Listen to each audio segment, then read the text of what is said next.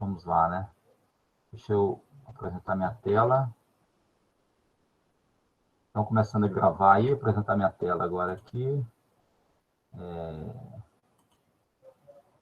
Apresentar a tela. Janela.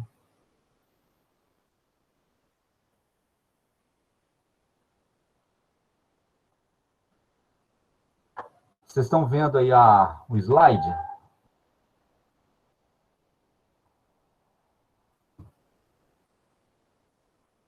Aí. Vocês estão vendo o slide? Está aparecendo para vocês? Sim. Hã? Agora sim. Beleza, então vamos lá, então começar aí mais uma aula de manutenção, né? Aula de número 8 hoje. O assunto hoje é métodos e ferramentas para aumento da confiabilidade. Então, aí confiabilidade é como que os equipamentos se tornam mais confiáveis, né? Ou seja, a confiabilidade é o contrário de falha, né? Esse conceito é um conceito até, assim, usual aí, né? Do cotidiano, que a gente, se você falar, essa máquina não é confiável. Não é confiável porque ela falha muito, né? Então, o conceito de confiabilidade é o oposto de falha.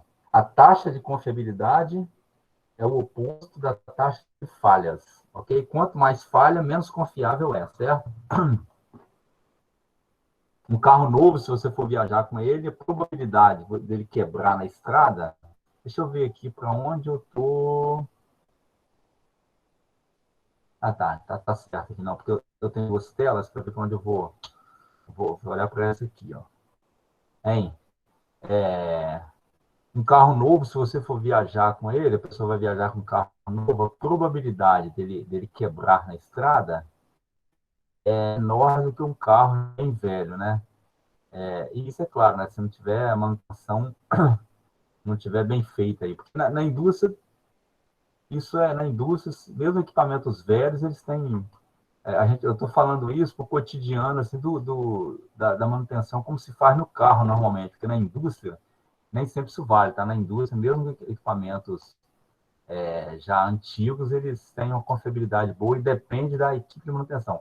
Mas só para a gente entender isso aí, né? Se você pegar um carro novo, falar assim, eu vou viajar num carro novo, a probabilidade dele quebrar na estrada é menor do que um carro todo velho, né? Mal cuidado, né? Aquele carro velho, mal cuidado. Então, só para ter uma noção de confiabilidade. Então, os métodos e ferramentas para aumentar a confiabilidade. Para aumentar a confiabilidade, a gente vai ver como medir a confiabilidade, certo? E as técnicas aí para aumentar a confiabilidade, que é o que o engenheiro de manutenção quer, a equipe de manutenção, né? Uma das coisas é aumentar a confiabilidade. Então, para começar isso aí, vamos voltar a falar aqui na manutenção, né? A missão da manutenção é o quê? É garantir a disponibilidade, ou seja, que o equipamento fique disponível para a operação, para a equipe de operação, né?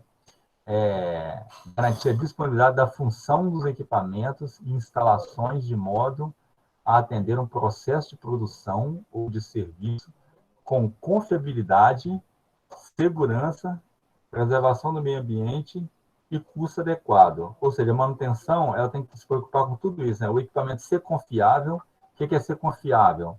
É baixa probabilidade de falhar.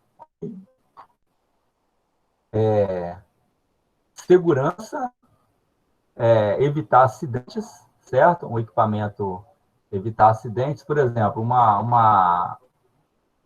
proteções, por exemplo, onde tiver componentes móveis, certo? Onde tem, por exemplo, um conjunto correia-polia, por exemplo, correia-polias. Se tiver próximo onde as pessoas passam, certo?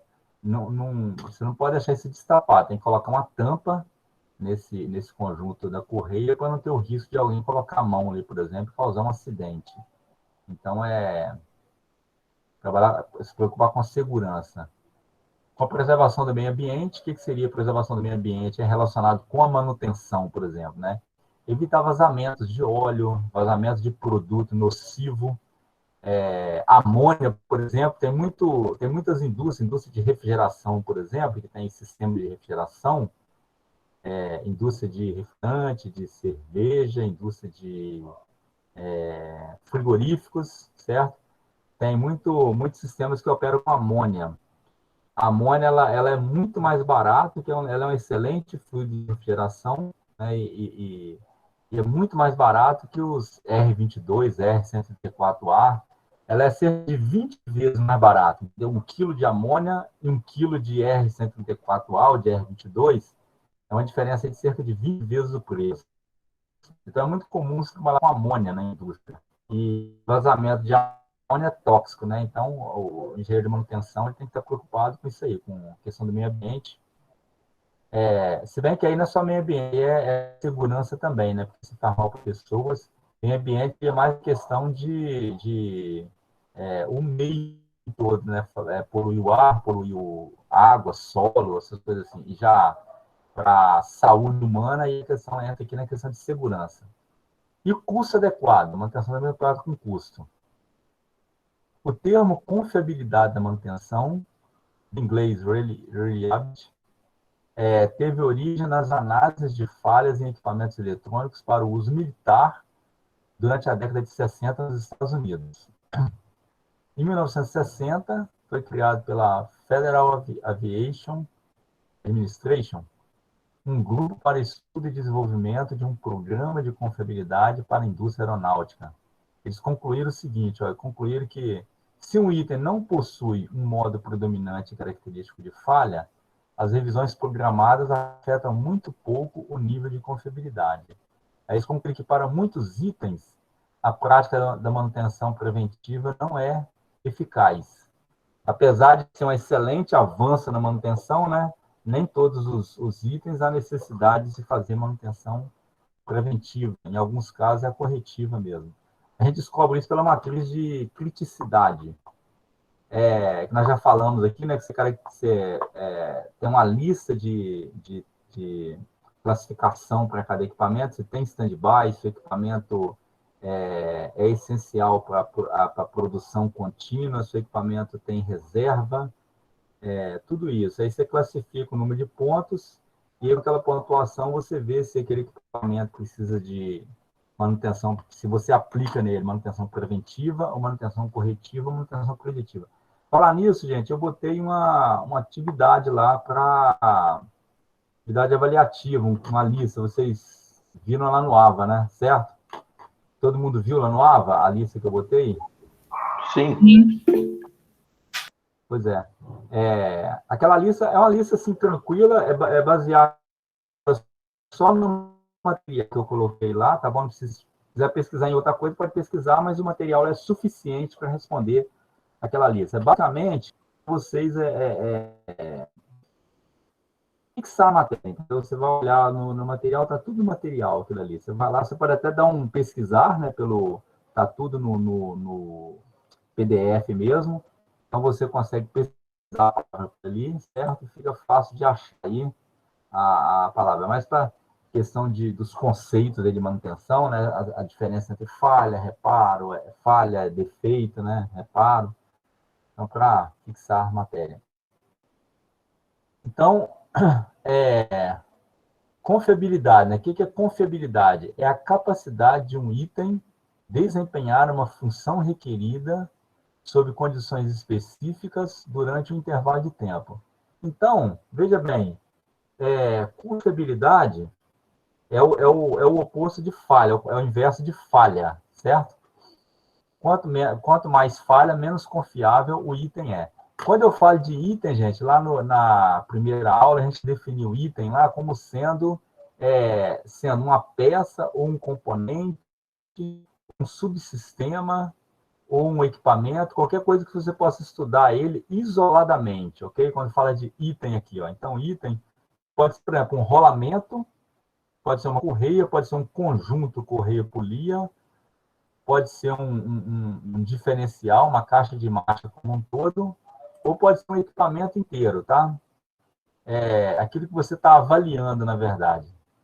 Então, olha só, confiabilidade é a capacidade de um item desempenhar uma função requerida sob condições específicas, durante um intervalo de tempo. Então, não é só o equipamento funcionar, certo? Não é só o item funcionar, é ele funcionar, atender uma função requerida e sob condições específicas durante um intervalo de tempo. que seria isso? Olha só, deixa eu falar para vocês. Por exemplo, tem oficinas por aí,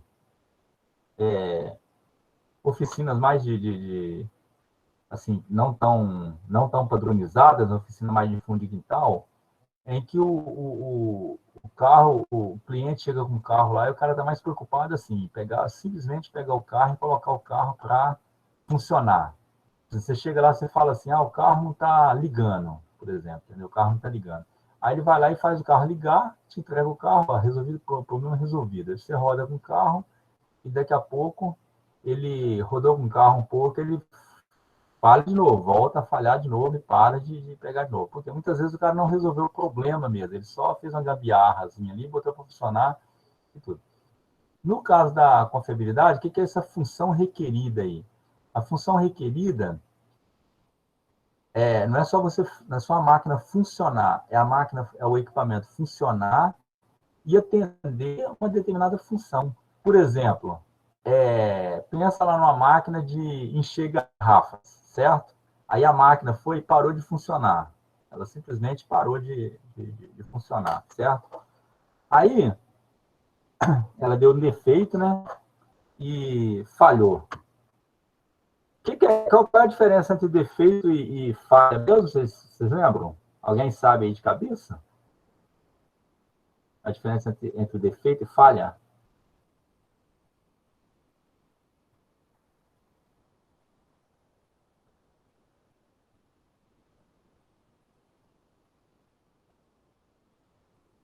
Falha seria quando ele não consegue desempenhar uma função e defeito é quando ele só... Defeito ainda tem como reparar, alguma coisa assim?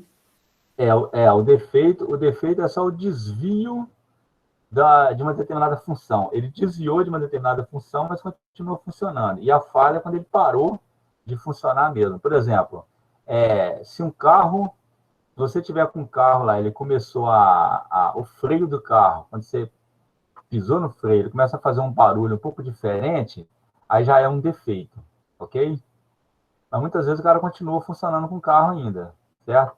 Aí se o freio parou de funcionar, aí é uma falha. Aí ocorreu uma falha, entendeu? Ou seja, não funciona mais.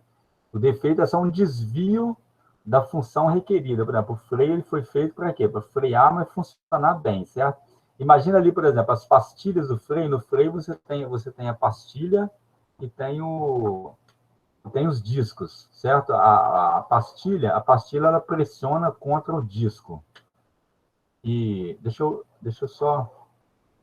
Eu estou falando, deixa eu colocar a foto aqui tem um livro aqui que tem a foto de um freio na capa, quer ver? Um momentinho. O que está aparecendo para vocês? É o slide ainda? Isso. Tá, é porque eu estou com duas telas, então só para não me confundir aqui. Livros.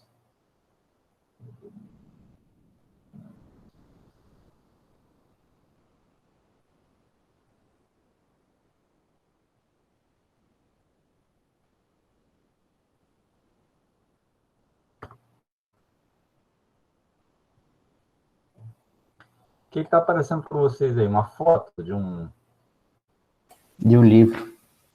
De um livro, né? Isso. Tá vendo? Isso aqui é um sistema de freio, é um freio, tá vendo? Aqui tem um disco de freio, que é esse disco aqui, né, de aço inoxidável. E aqui tem as pastilhas de freios que fica dentro aqui desse conjunto aqui, certo? As pastilhas são peças pequenas que são encaixadas aqui dentro.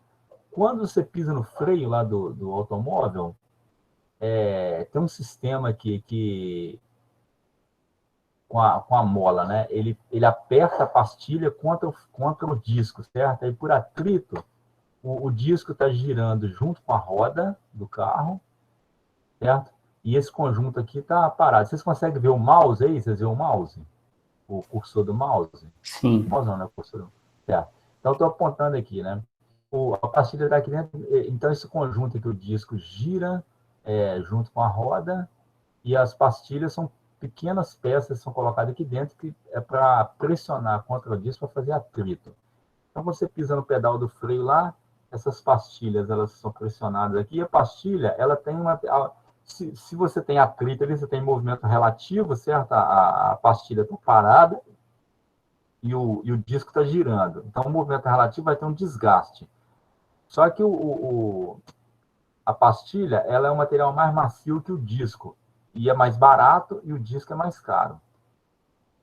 Então, essas pastilhas, elas vão desgastando.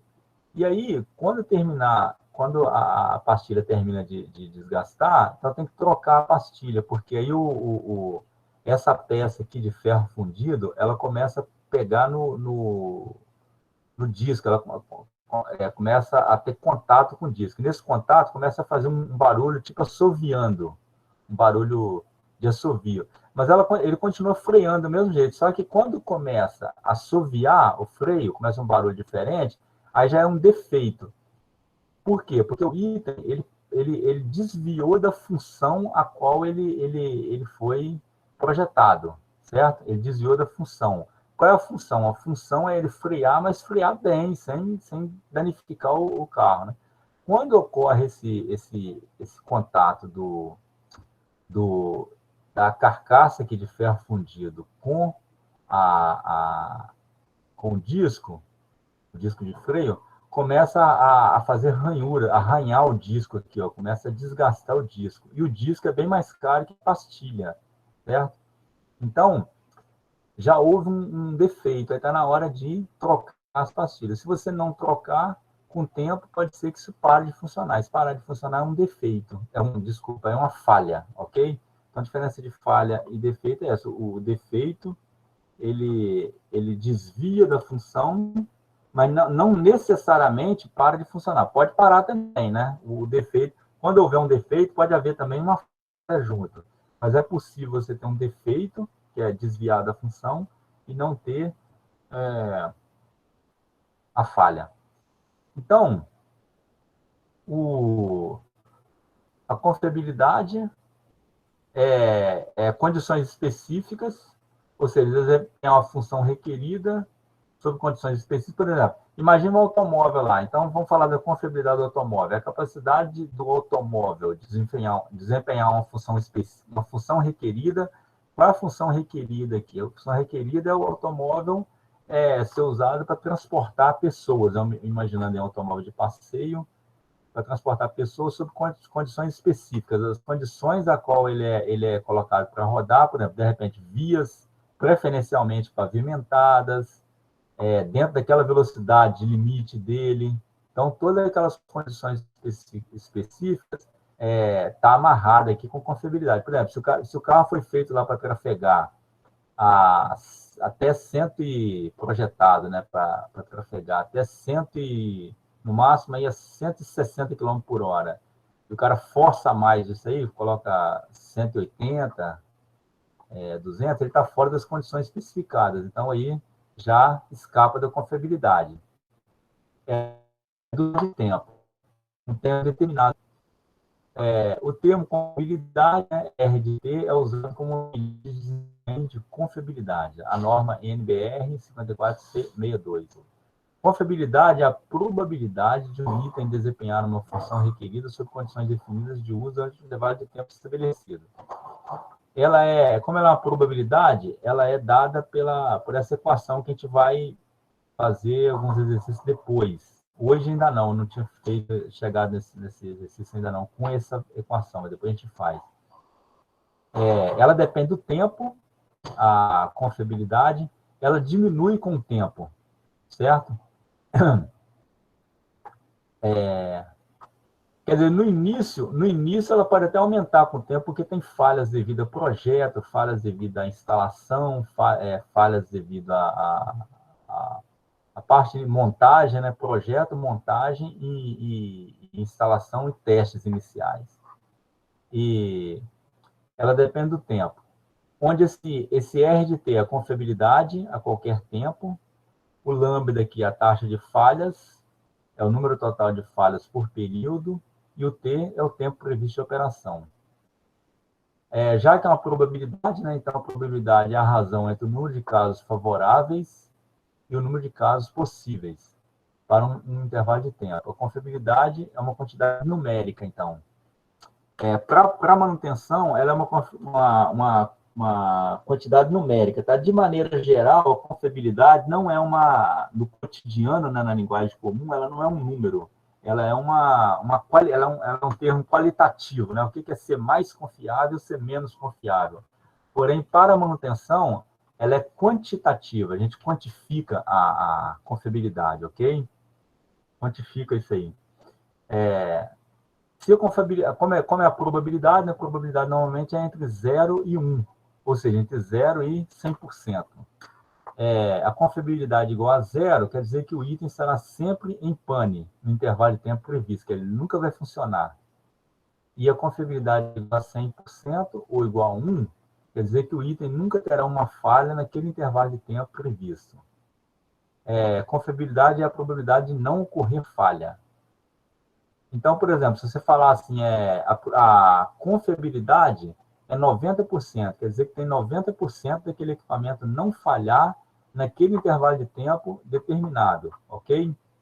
A gente vai ver depois que o ideal para a gente é o quê? O ideal é a gente ter um equipamento com confiabilidade tendendo a 100%, ok? O teórico, na verdade, mas na prática não é assim. Por quê? Porque na prática, quanto mais confiável for o equipamento, como confiabilidade é um número, certo, para a gente, então quanto mais confiável for o equipamento, ou seja, quanto maior a confiabilidade dele, mais caro também fica. Então existe aí uma balança para equilibrar isso aí, certo? Então, a confiabilidade, aí nem muitas vezes a manutenção não é desejável uma confiabilidade tão alta. Por quê? Porque isso vai levar um custo muito alto e a manutenção, como vocês viram aqui no início, ela tem que se preocupar com o custo também, né? Eu botei logo no início aqui, ó, no primeiro slide aqui da matéria, o custo adequado. Então, o engenheiro, ele tem que trabalhar com custo.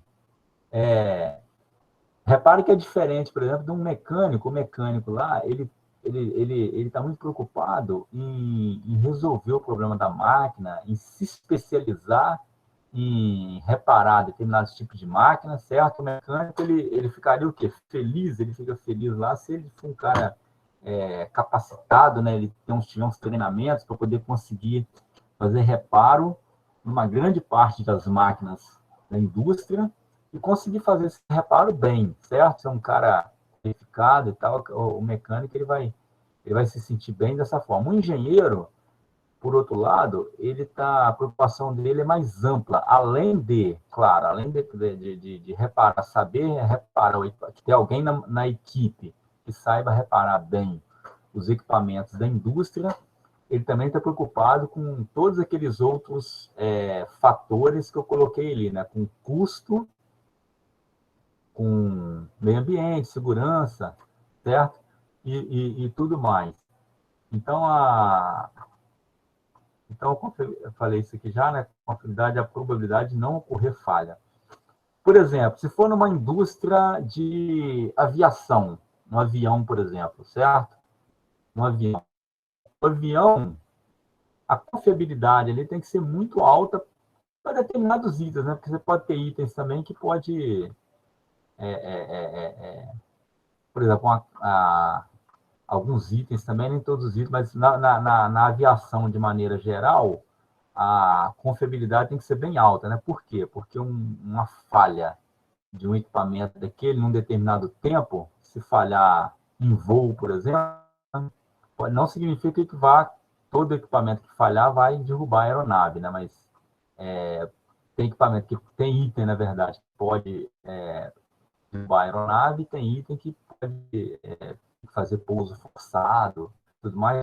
Outra indústria que bem criteriosa também é a indústria nuclear, certo? A indústria nuclear também tem componentes, tem itens na indústria nuclear também, que precisa de confiabilidade muito, muito alta, porque o problema de vazamento, né, o problema de falha ali pode ser catastrófico. Função requerida. Aqui está um exemplo de um sistema para envasar, né, encher garrafas, tá vendo? iogurte. Aqui, ó, função requerida. É o limite de admissibilidade abaixo do qual a função não é mais satisfatória. É o mesmo que cumprir a missão, realizar o serviço esperado. Exemplo, encher garrafa com 300 mais ou menos 2 ml. Aqui tem um exemplo aqui de uma máquina de encher a garrafa, certo? Ela vai girando aqui, esses bicos vão colocar a garrafa. Então, vai colocar o líquido aqui na garrafa, certo? Então, o que seria a função requerida? A função requerida não é só a máquina funcionando, certo? Imagina, por exemplo, imagina a máquina aqui quebra um dispositivo dessa máquina, um mecanismo dessa máquina. Por exemplo, um bico aqui que dá abertura para o ar comprimido passar, por exemplo, na máquina, no sistema pneumático dela, certo? Não é um problema. Aí, você vai lá e simplesmente coloca troca, né, a peça aqui e bota a funcionar. Mas e se ela não estiver colocando esse valor aqui, ó, 300 ml, mais ou menos 200 ml?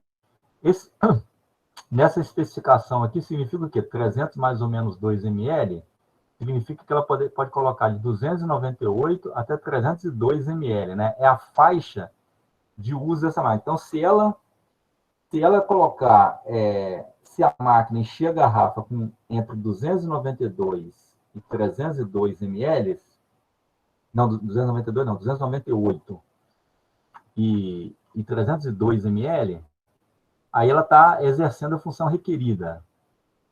Se ela encher, por exemplo, com 297, aí ela já não está fazendo a função requerida. Ou encher com 303 também, certo? Passar de 202 a 303 ml, ela já deixou de fazer a função requerida. Então, aí, então, ó, é o limite de admissibilidade da faixa. Então, aí você tem que corrigir isso, certo? Precisa de fazer uma manutenção na máquina. Ela não tá atendendo a função requerida com a questão satisfatória. As condições definidas de uso. As condições operacionais às quais o equipamento está submetido. O mesmo equipamento submetido às duas condições diferentes apresentará confiabilidade diferente. A confiabilidade depende das condições de uso do equipamento, certo? Se você, o mesmo equipamento, se você calculou a confiabilidade para ele operar em determinada condição operacional, se ele for colocado em outra condição operacional, ele pode te dar uma outra confiabilidade. O resultado vai ser outro, certo? Pode, por exemplo, diminuir a confiabilidade ou até aumentar, né? Mas o mais provável é que diminua a confiabilidade.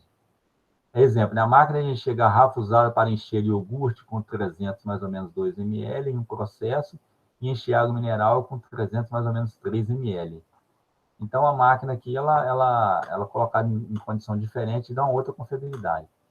Fatores que influenciam a confiabilidade. Temperatura, poeira, impureza no produto, operação incorreta, tudo isso são fatores que influenciam a confiabilidade no equipamento, no item. Um estudo na Inglaterra indicou que 45% das perdas de confiabilidade estavam relacionadas a erros de operação. Os erros de operação é responsável pela maior parte da parte de perdas de confiabilidade, ok?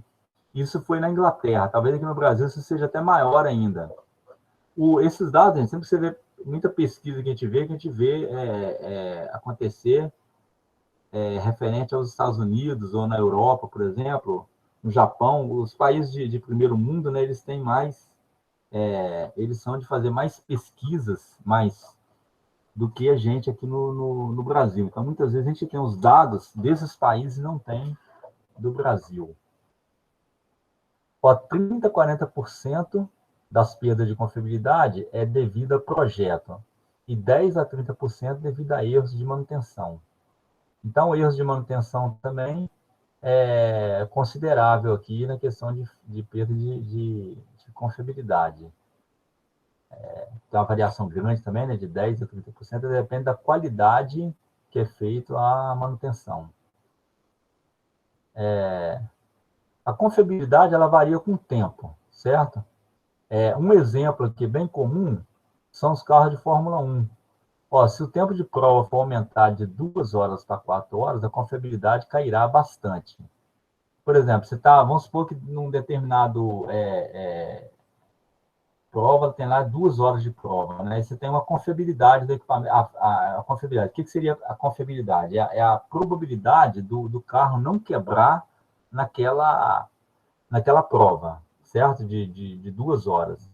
Aí, se de repente o comitê lá, o organizador lá, resolve mudar para 4 horas, por exemplo, lá, o tempo de prova, aí vocês acham que a confiabilidade seria o mesmo? Não, né?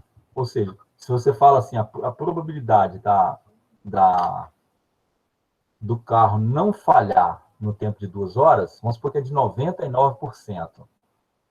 Mas se você botar para 4 horas, a probabilidade daquele mesmo carro, com aquelas mesmo tipo de manutenção feita, para ele não falhar em 4 horas, com certeza não vai ser 99%, vai ser bem menos a probabilidade dele falhar.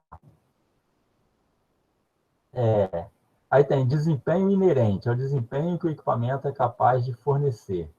E o desempenho requerido é o desempenho que queremos obter do equipamento.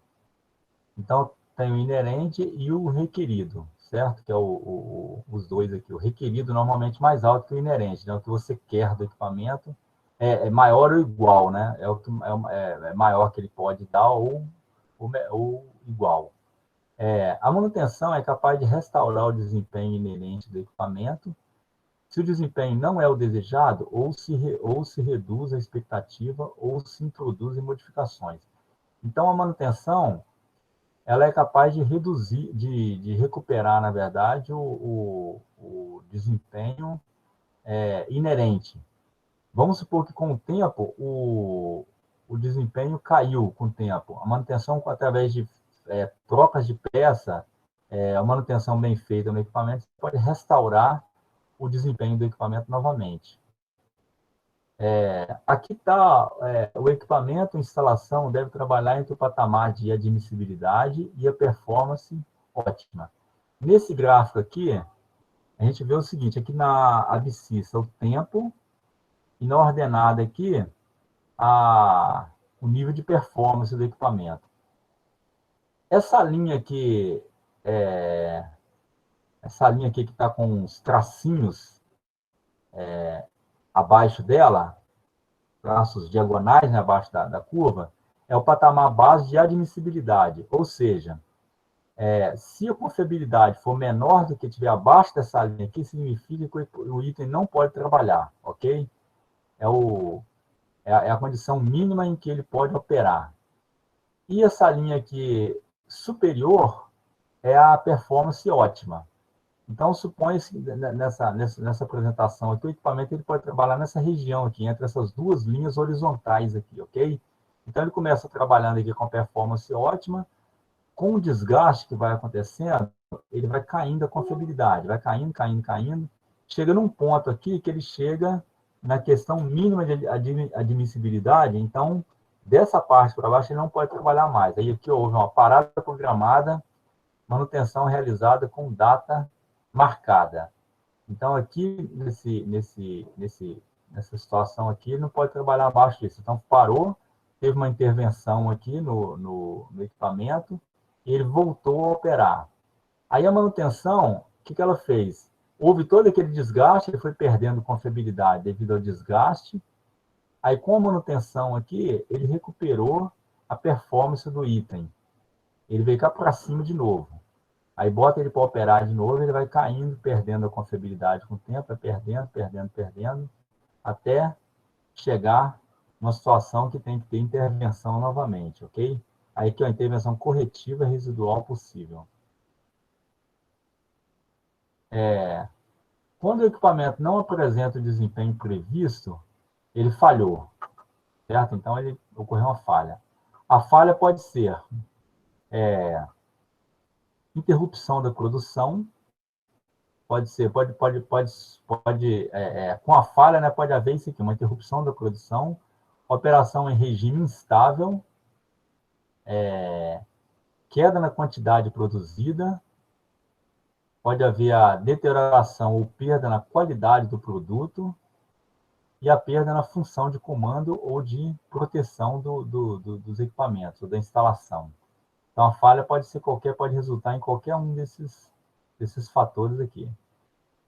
A falha pode ser definida como o fim da função de um item.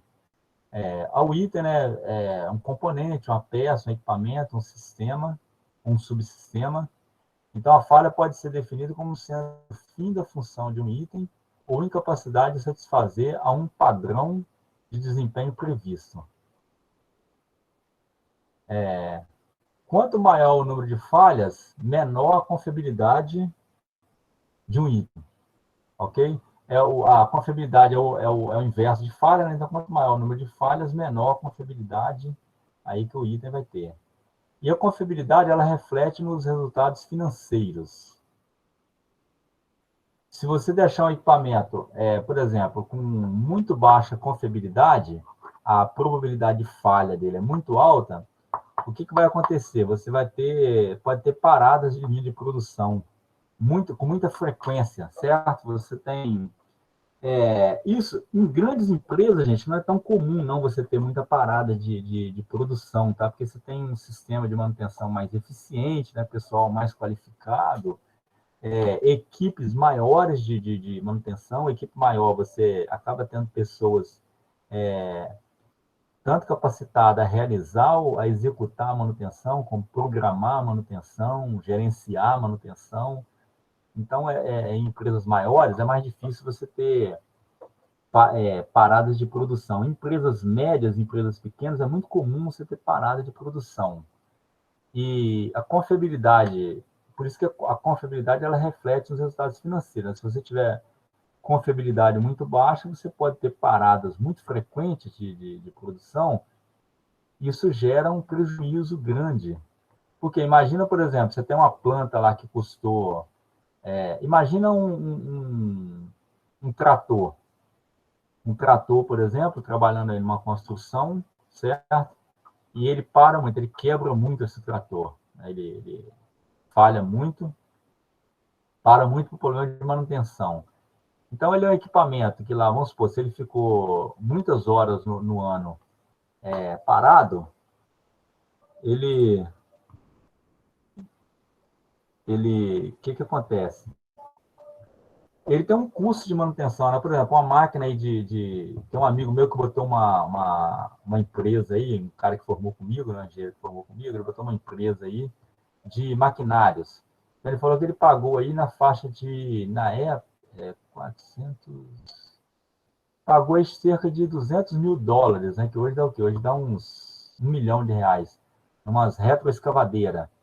Então, se você tiver esse equipamento parado por muito tempo, você tem um equipamento caro, parado, e ainda conta ainda a questão de prazo de entrega, né? Tudo isso conta. Então, aqui tem o gráfico abaixo expressa a relação entre confiabilidade e os custos de produção e de manutenção. Nesse gráfico aqui é o seguinte, já temos a confiabilidade aqui na abscissa e o custo aqui na ordenada, certo? Então, o custo de manutenção, essas bolinhas pretas, e o custo de produção em vermelho, tá? Aí, o que acontece? Ó, se você tiver confiabilidade muito baixa, você vai ter um alto custo de produção. O seu produto vai sair muito caro, certo? Se você tiver uma confiabilidade muito baixa. Porque você tem uma taxa de falha muito grande, equipamento quebrando muita parada de produção, isso aí tem um custo de produção alto, certo? Você diminui a sua capacidade de produzir, tem a diminuição da capacidade, tem um custo muito alto. E, por outro lado, o custo de manutenção é baixo, né? Porque se você investiu pouco aí na manutenção desses equipamentos, tem um custo baixo de manutenção. Por outro lado, Se você tiver uma confiabilidade muito alta, tendendo a 100%, você vai ter um custo de produção muito baixo, porque você quase não vai parar os equipamentos, certo? O equipamento vai estar funcionando ali o tempo todo, você vai ter uma disponibilidade muito alta, certo? Dos equipamentos. Por outro lado, o custo de manutenção vai ser muito alto, para você ter uma confiabilidade alta, certo? E aí, não é interessante também. Custo alto não é interessante em nenhum dos dois casos, nem com custo de produto. Custo é custo, né? Para quem é dono da empresa, o custo para ele não importa se é de manutenção, se é de produção. O custo para ele é o quanto que ele vai, é o quanto que ele vai custar, vai gastar ali na empresa dele, e quanto que ele vai lucrar nessa diferença aí. Então, existe um ponto ideal aqui, que não necessariamente é 50%, né, mas cada caso é um caso aqui, mas existe um caso em que você encontra um ponto mínimo dessas duas funções aqui, certo? Da soma das duas funções, que é esse ponto aqui que eu estou mostrando com o cursor do mouse, onde eu tenho um custo de manutenção relativamente baixo e um custo de manutenção relativamente alto. Ou seja, se eu somar esses dois custos aqui, o custo de manutenção, o custo de... Imagine que aqui seja, ó, aqui tem 1, 2, 3, 4, 5, 6, 7... Vamos supor que seja 7 milhões por ano aqui. Então, esse valor aqui na ordenada. Então, se eu tiver aqui o ponto mínimo não de cada curva, né, mas da soma das curvas, que é esse ponto aqui, então eu tenho, imagine que aqui seja de 1 milhão, eu tenho 1 milhão de custo de produção, 1 milhão de custo de manutenção, então vai dar 2 milhões de custo total. Agora, por exemplo, se eu vier para esse ponto aqui, eu tenho, ó, se eu tiver nesse ponto aqui, eu vou ter 6 milhões e meio de custo total. Se eu tiver nesse ponto aqui, também 6 milhões e meio. Se eu tiver nesse ponto aqui, eu tenho 1, 2, 3, 4, 4,5, aproximando aqui, 4,5 de custo, tá vendo? 4,5 mais um residual aqui, né? Tem esse residual aqui também. Então, aqui você vê que o custo varia muito pouco aqui. Nessa região aqui, o custo de manutenção varia muito pouco e o custo o custo de produção varia pouco aqui. Então, o mais interessante é esse ponto aqui mesmo, trabalhar próximo desse ponto aqui, ó, onde dá o mínimo das duas funções, ok? Custo de produção e custo de manutenção. Então, veja bem que isso aí é uma questão importante, né? Por quê? Que chama a atenção da gente. Por quê? Porque não é interessante você trabalhar também com uma confiabilidade muito alta. Por quê? Porque o custo disso seria muito alto, ok? É aquela velha questão, né? Se você quiser fazer um produto perfeito, o custo dele vai ser tão alto que não vai compensar. É melhor você fazer um produto que tem uma probabilidade de falhar, ok? Aí aonde que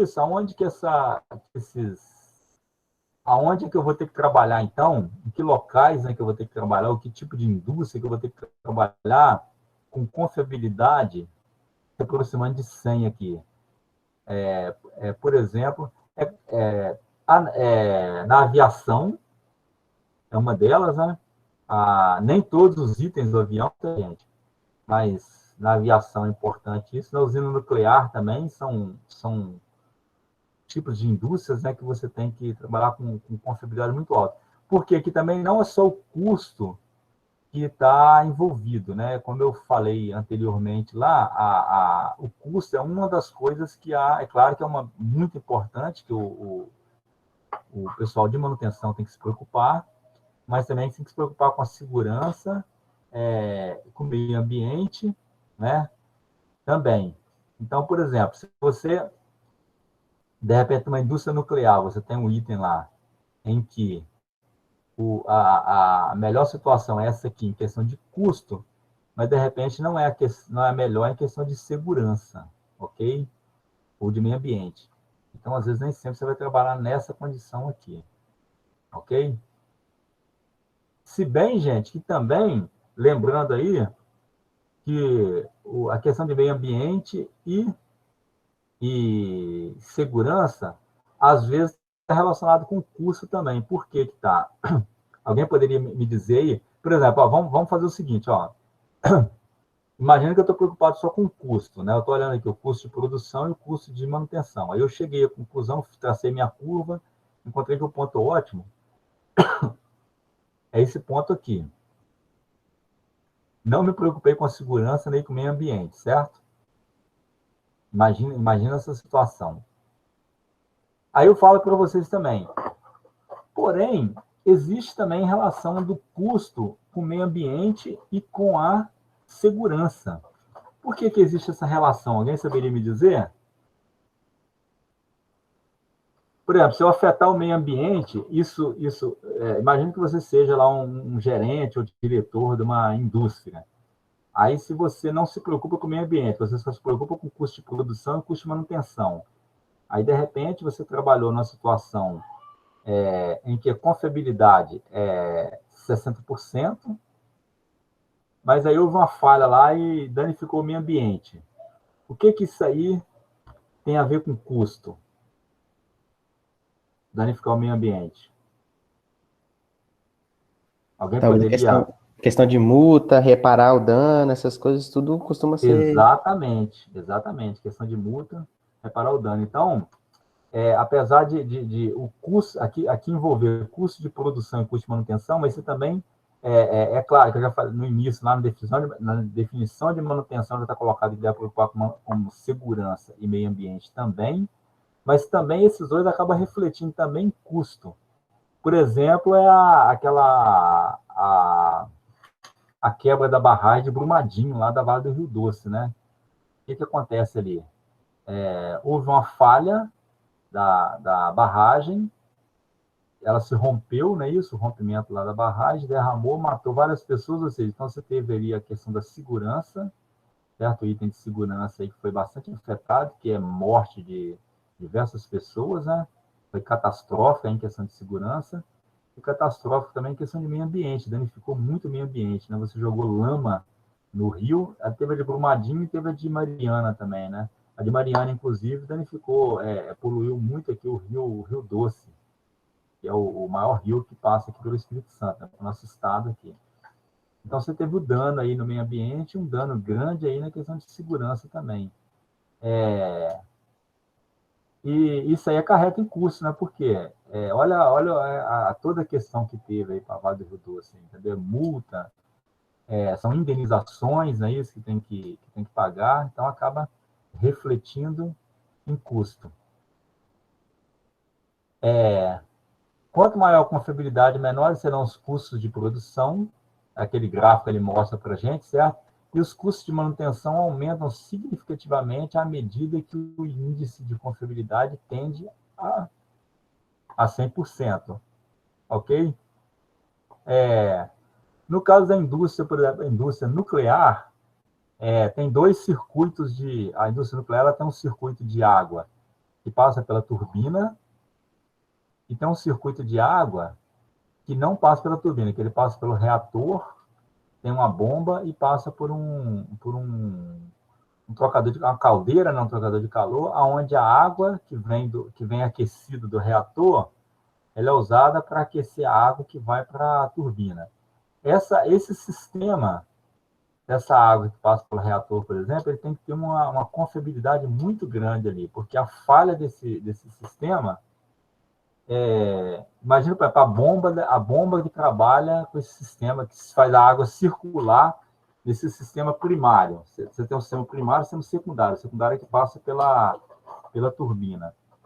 A manutenção ali ela é bem rigorosa, né? A confiabilidade tem que ser muito alta por causa da questão uma falha ali, você tem vazamento de material radiativo e aí o problema é grande, né? A decisão sobre a montagem de equipamento, stand-by, por exemplo, né?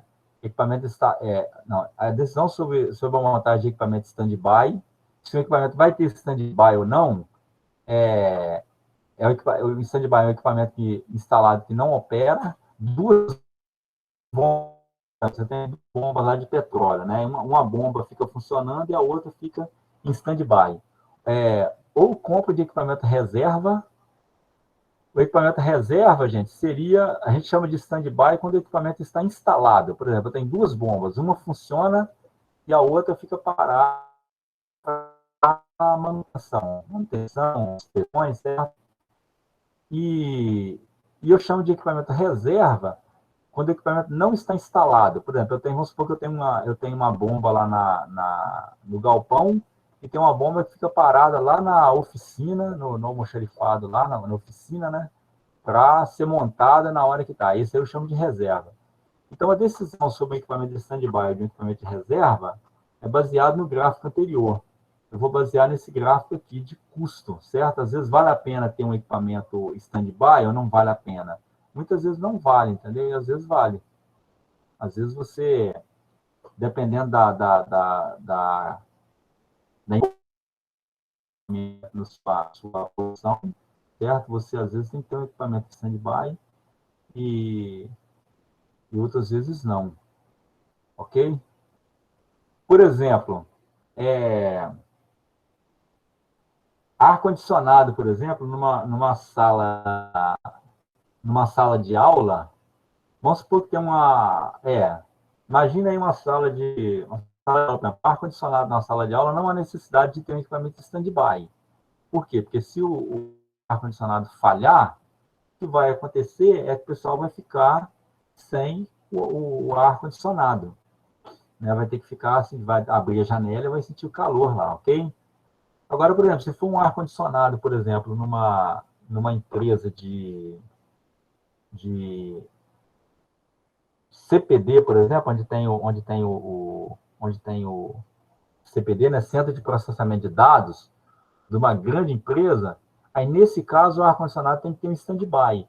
Por quê? Porque se o ar-condicionado falhar, ele parar de funcionar ali, não só vai ter o problema do desconforto para as pessoas, né, mas o próprio sistema de informática que tem ali não pode trabalhar na temperatura alta. Então, nesse caso, que muitas vezes você tem grandes empresas, você tem CPD de milhões e milhões de reais. Né? Então, você falha o ar-condicionado, você pode danificar equipamentos de milhões de reais. Então, nesse caso, vale a pena ter um stand-by.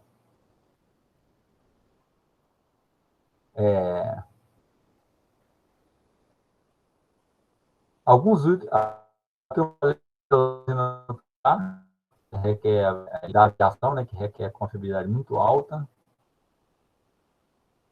A curva da banheiro já passei para vocês, só repito aqui. Essa curva aqui é a curva característica da vida de equipamento. Também é chamada de curva da banheiro por causa do formato dela. Ela começa alto, reduz, aí passa por um período constante que volta a subir no final. É definido aqui como taxa de falhas, que é o lambda, que tem naquela equação lá da confiabilidade, né? É igual a menos lambda elevado a t. A taxa de falha é o número de falhas dividido pelo número de horas de operação. É a taxa de falhas. Aqui tem taxa de falhas com tempo, esse gráfico, certo? Isso aqui é o que é observado na prática, tá? O que é observado na prática aí é o seguinte, que no início ocorre uma grande quantidade de falhas, no início, que é chamado de mortalidade infantil. Essa taxa de falhas alta aqui no início é devido a problemas de projeto, ou problemas de fabricação, ou problemas de instalação. Então, quando você instala o equipamento na indústria, é comum você ter falhas, a taxa de falhas ser alta no início. E depois, com o tempo, vai se corrigindo esses problemas aí, né, a manutenção vai corrigindo esses problemas de fabricação ou de projeto, ou de fabricação, ou de montagem. A manutenção vai corrigindo, vai caindo a taxa de falhas. Depois dessa taxa de falhas, ela fica constante durante muito tempo, a vida útil do equipamento, e chega no final, essa taxa de falhas aumenta de novo devido ao envelhecimento. Então, você tem 3 fases aqui do equipamento. Né? A fase de mortalidade infantil, onde a taxa de falhas é alta, a fase de vida útil do equipamento, onde a taxa de falha ela é baixa e é constante com o tempo, e depois, no final, você tem essa região de envelhecimento, onde a taxa de falha ela volta a ser altamente, ok? Por exemplo, um automóvel, gente, ele tem um automóvel, você comprar ele aí zero, ele até que o automóvel ele não tem essa, aqui é mais para equipamento industrial, né? O automóvel ele não tem essa questão aqui de falha, taxa de falha alta no início, não tem essa questão de alguns casos específicos de projeto ou de fabricação, né? Mas, em geral, o carro ele é um equipamento fabricado em linha, fabricado em série, o número de equipamento, de automóveis é muito grande, né, para cada tipo de coisa, então ele é bastante testado, eles fabricam o equipamento e fabricam o automóvel, na verdade, e fazem testes bastante rigorosos no automóvel antes de colocar ele para rodar, certo? Para vender o automóvel. Então, eles corrigem essa região aqui de falhas iniciais, eles vão corrigindo durante esses testes, vão fazendo os testes e vão corrigindo. Então, quando vende o equipamento, quando vende o automóvel, ele já está nessa fase aqui, certo? E um automóvel, você pode reparar que ele fica aí ele roda aí pelo menos faz 9, 10 anos mais ou menos, ele roda sem dar muito problema, onde a manutenção que você faz aí, praticamente a manutenção troca de correia dentada, troca de pneu, troca de óleo. Depois de uns 10 anos aproximadamente, ele começa a aparecer um monte de problema. Aí aparece já ar-condicionado, problema,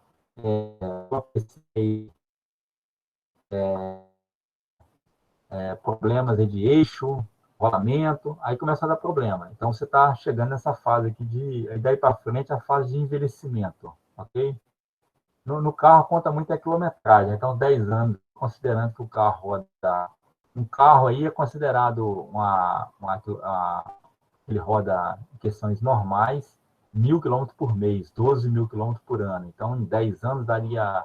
Não chega a 10 anos, não. O carro, quando está chegando próximo, aí 90 mil quilômetros, aí, mais ou menos, a 100 mil quilômetros, ele já começa a dar bastante problema, tá? Já sobe bastante aí a taxa de falha do automóvel. Na indústria, os equipamentos eles não são testados como, por exemplo, um automóvel. A quantidade de testes que fazem nele não é... Os equipamentos são fabricados como automóvel, se são fabricados em série, não tem um número tão grande igual um automóvel. Então, não vale a pena você fazer tanto teste inicial nele, não. Então, você faz alguns testes no equipamento industrial, mas, porém, não são tantos igual no automóvel. Automóvel, né, equipamentos que são de uso cotidiano nosso. Então, os equipamentos eles têm esse problema de falha inicial aqui, em que a equipe de manutenção acaba caindo no colo do pessoal de manutenção, tá? O pessoal de manutenção acaba recebendo esse pepino aqui, ó, de ter que corrigir essas falhas no início. Aí é chamado de mortalidade infantil, aquela fase inicial ali, né? Eu já falei aqui, problema de projeto e tal, de produção e montagem. A vida útil do equipamento, que é essa região aqui, na horizontal toda, a taxa de falhas é sensivelmente menor e relativamente constante ao longo do tempo. A ocorrência de falhas decorre de fatores menos controláveis, como fadiga ou corrosão acelerada, que é fruto de interações dos materiais com o meio, né? Assim, sua previsão é mais difícil. O envelhecimento, degradação, aquela fase final lá da vida do equipamento, há um aumento na taxa de falha de desgaste total. Será tão maior quanto o passado do tempo. Esse aqui é o carro velho, né? Um carro velho que todo mundo quer se livrar dele aqui, ó. Inclusive, esses dias, um tempo desse atrás, eu estava rodando aí para tentar comprar carro, e eu vi o seguinte: quando você pega Você tem, por exemplo, automóveis aí alguns automóveis importados, gente, que tem um custo de cerca de R$ 200.000 inicial, como, por exemplo, Pajero, Santa Fé, alguns carros assim, principalmente com bastante itens, né, de acessórios. Esses carros, eles têm um custo inicial aí de uns R$ 200.000, o carro zero, porém, com 10 anos de uso, com 9 anos aí de uso mais ou menos, ele cai de 200 mil, ele cai para R$ 50.000, ou seja, cai para um quarto do valor dele. Isso por quê? Porque o cara que paga os R$ 200.000, tem dinheiro para poder pagar os R$ 200.000 no início, quando ele chega aí com uns 11 anos, com uns 10 anos, 9, 10 anos de uso, ele já começa a dar muito problema. Ó. Até aqui, a manutenção dele, troca de correia dentada, troca de pneu, troca de óleo, esses itens aí, né? Aí quando chega aqui, começa a dar problema, ar-condicionado, aqui também freio entra aqui, pastilhas de freio entra aqui, né? Aí começa a dar problema em ar-condicionado, problema do sistema de injeção, bomba de combustível que queima. Então, um monte de itens começa a dar defeito aqui, começa a entrar nessa fase aqui. Então, o cara tá doido para se livrar do carro, entendeu? Então, aí ele fala, agora é hora de vender, né? Aí acaba vendendo por um preço bem menor do que comprou devido a essa questão de entrar nessa fase de envelhecimento. Disponibilidade. Disponibilidade é a capacidade de um item estar em condições de executar uma certa função em um lado constante ou durante, em dado instante, né, desculpa, ou durante um intervalo determinado. Levando em conta a sua possibilidade, mantenabilidade e suporte de manutenção, supondo que os custos externos referidos sejam assegurados. O termo disponibilidade é usado como uma medida do desempenho da disponibilidade. Quando eu falo termo disponibilidade, que eu estou falando de quantidade, um quantitativo, um número, é usado como medida para o desempenho da disponibilidade, aqui uma qualidade, né, de disponibilidade. Então, disponibilidade tem alguns tipos de disponibilidade, né? Tem disponibilidade inerente, operacional e técnica. A disponibilidade inerente, ela é calculada dessa forma aqui. TMF é tempo médio entre falhas dividido pelo tempo total. O que é o tempo total? É a soma do tempo médio entre falhas e o tempo médio de parada para reparo. Então, você tem um equipamento, você tem lá o tempo dele que ele está funcionando, o tempo que ele está operando normalmente é o tempo médio entre falhas, certo? E o tempo médio para parada para reparos. Então, a disponibilidade inerente, ela é calculada com essa forma aqui, né? Eu tenho cada um desse aqui, já falei, o tempo médio para reparo. O tempo médio para reparo, ele não considera os tempos de logística, espera, de sobressalente, deslocamentos, nem atrasos, por exemplo, ele considera simplesmente o tempo lá que o profissional está fazendo efetivamente o reparo. Ele não leva em consideração isso aí, ó, tempo de logística, tempo de espera, tempo de espera de sobressalente, tempo de deslocamento, e atrasos que podem ocorrer, não leva em consideração. Mas tem outro item de disponibilidade que leva isso em consideração.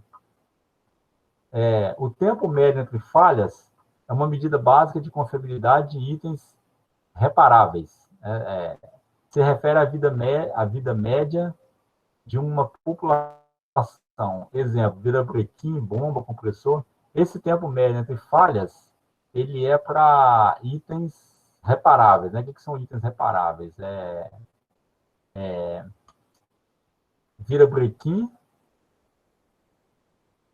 bomba, compressor, por exemplo. E o tempo médio para falhas é uma é uma medida básica de confiabilidade de itens não reparáveis. O que são os itens não reparáveis? É aquele que você simplesmente troca. É um rolamento, por exemplo, um anel de vedação, uma lâmpada. Esses são itens não reparáveis.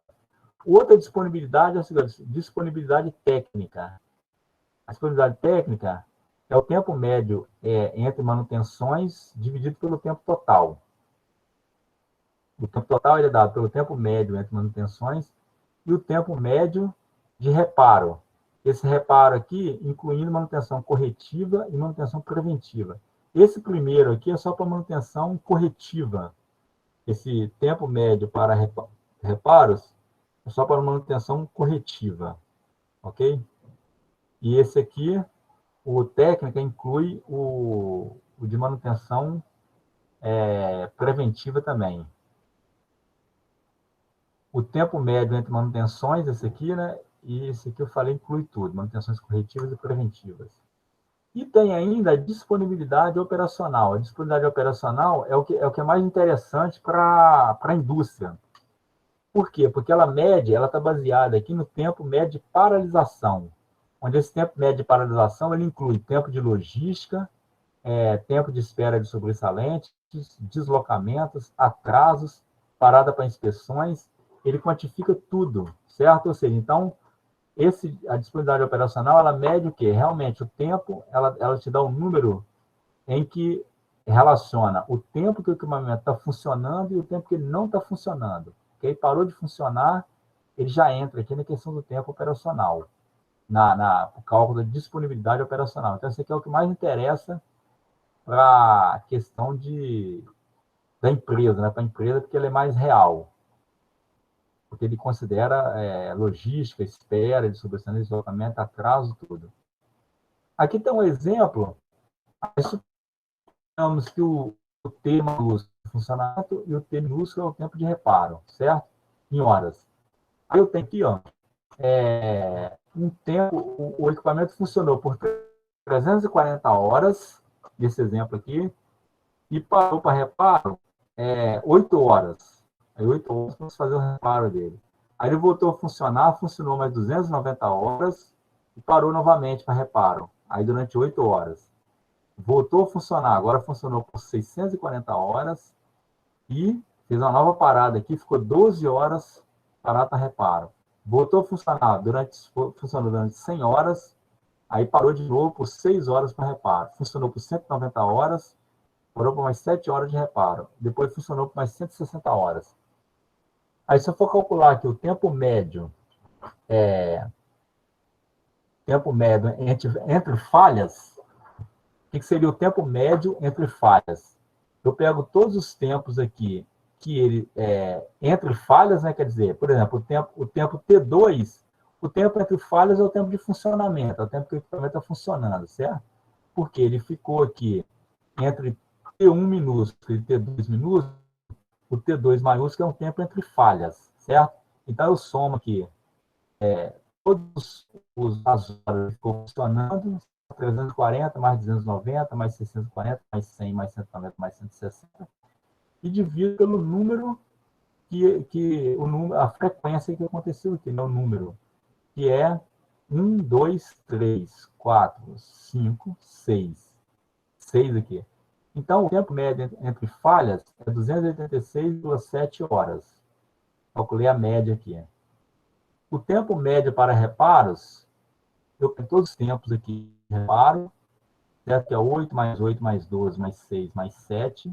Somei aqui, divido por 6, foram o número de reparos que aconteceu. Não, desculpa. Divido por 5, que é o número de reparos que aconteceu.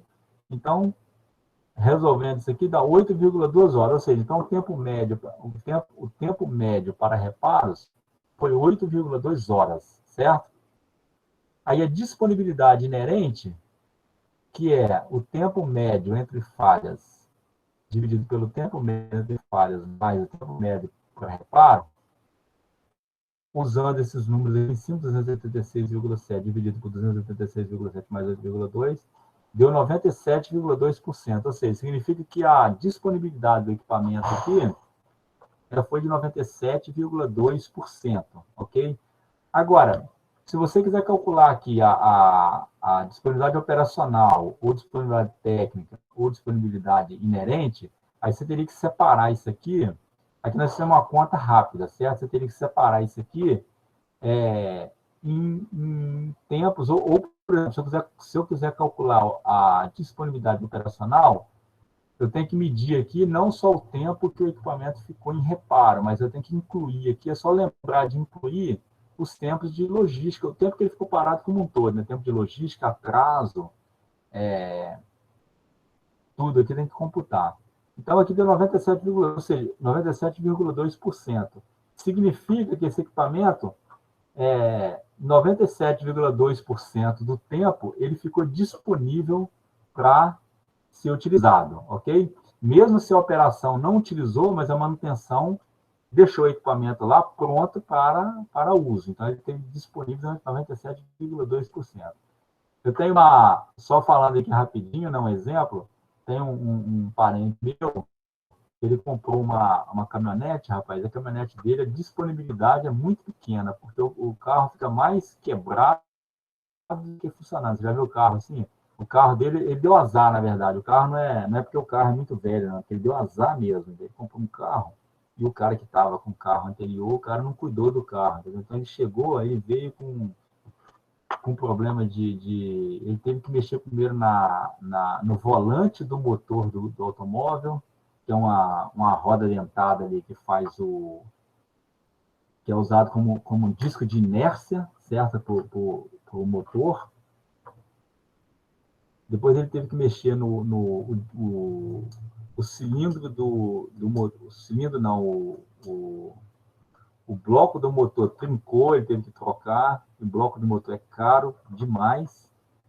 E aí teve que mexer em caixa de marcha, né? E o carro até hoje não funciona, o carro fica mais parado do que funciona. Então, a disponibilidade do carro dele é muito pequena. Por quê? Porque a maior parte do tempo o carro está indisponível, certo? Ele não está disponível para ele pegar o carro e rodar, então a maior parte do tempo. Para a equipe de manutenção, é interessante você ter uma disponibilidade alta aqui, certo? Você deixar o equipamento disponível para a operação trabalhar. A taxa de falhas, que é o lambda, é a relação entre o número de falhas e o tempo total de funcionamento ou de operação do equipamento. A taxa de falhas, que é o lambda, ela é o inverso do tempo médio entre falhas. E, analogamente aqui à taxa de falhas, eu tenho a taxa de reparos. A taxa de reparos é chamada de μ, certo? Letra grega μ, é o número de reparos efetuados dividido pelo tempo total de reparo da unidade. Essa taxa de reparos é o inverso do tempo médio para reparos.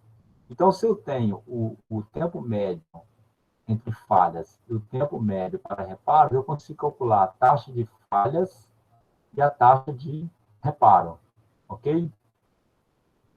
Aí eu tenho aqui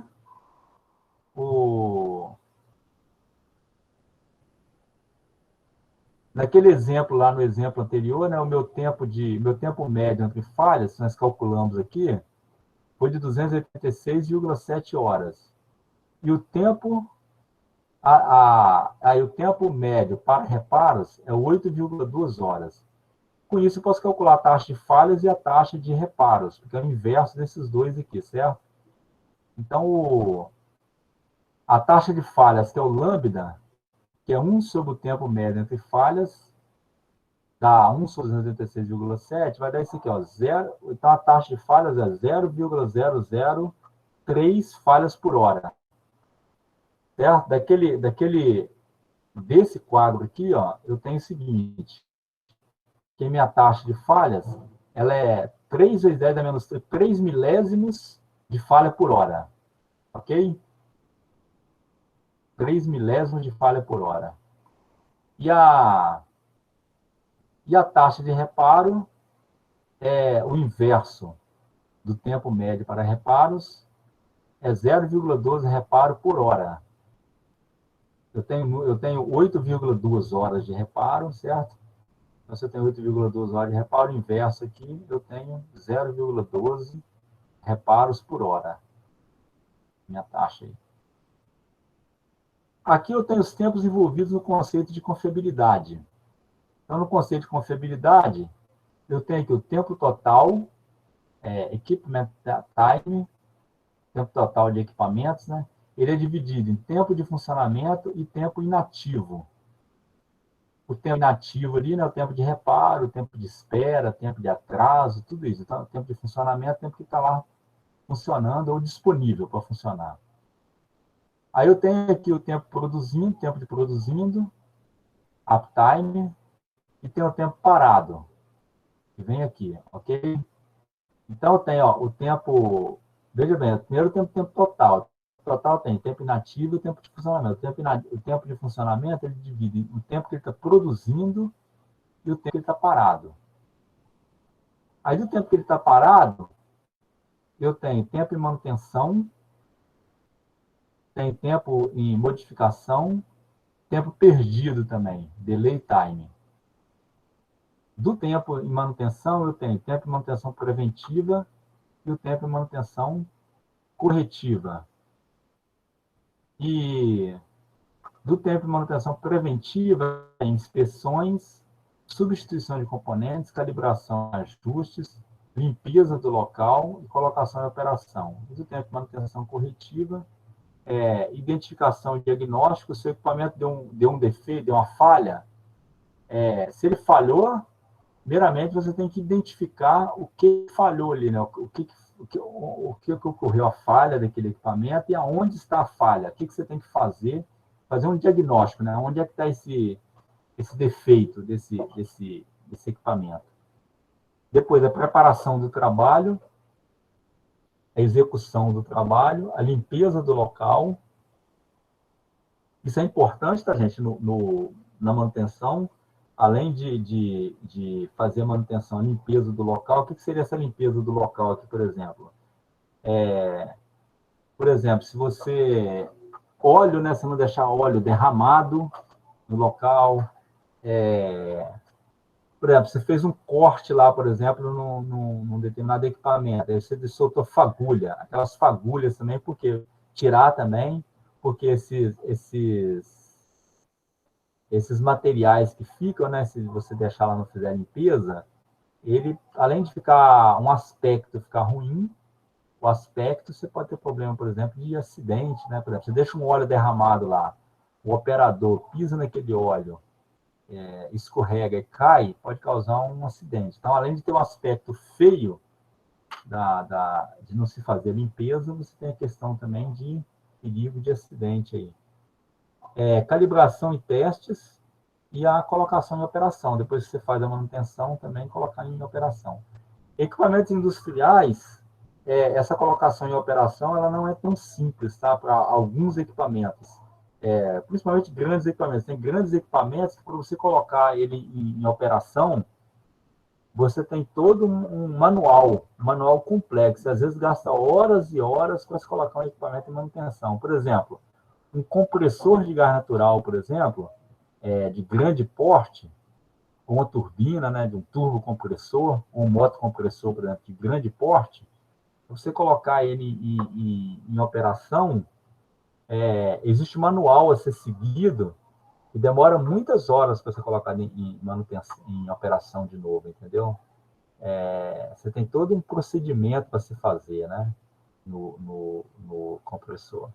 Um forno também, imagina um alto forno, para você poder colocar um alto forno em operação novamente, é um tempo demorado, você tem que ligar o forno, existem várias etapas a serem feitas aí nessa questão de colocação em operação.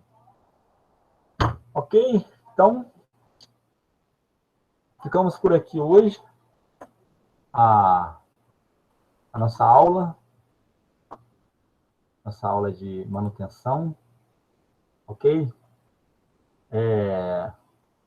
Dúvidas aí, perguntas, questionamentos, comentários, vocês querem fazer algum? Fique à vontade aí. Pô, muito tranquilo, professor. Tranquilo? Pois é, se tiver algum comentário aí. Hã? Por mim também Cadê tô o, tranquilo. cadê o... Tem um aluno aí que ele trabalha na manutenção lá na Brametal, né? É o Wilker, não tá aí hoje não, né? Wilker. Vocês que estão aí, ninguém está estagiando não, na manutenção, ou trabalhando na área de manutenção?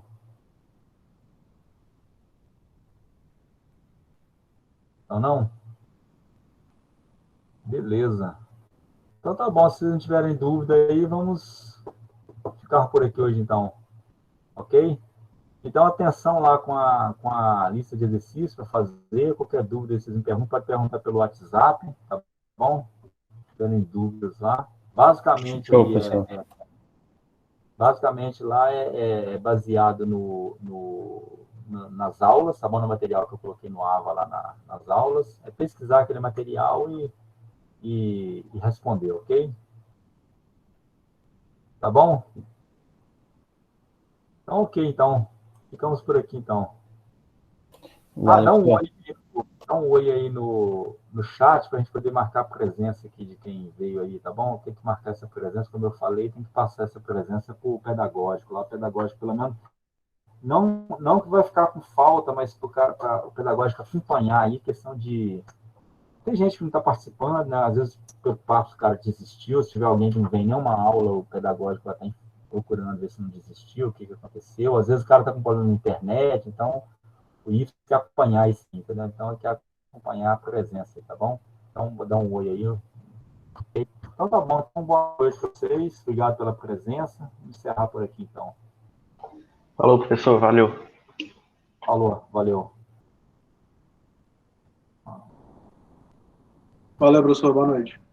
Boa noite. Boa noite. Boa noite.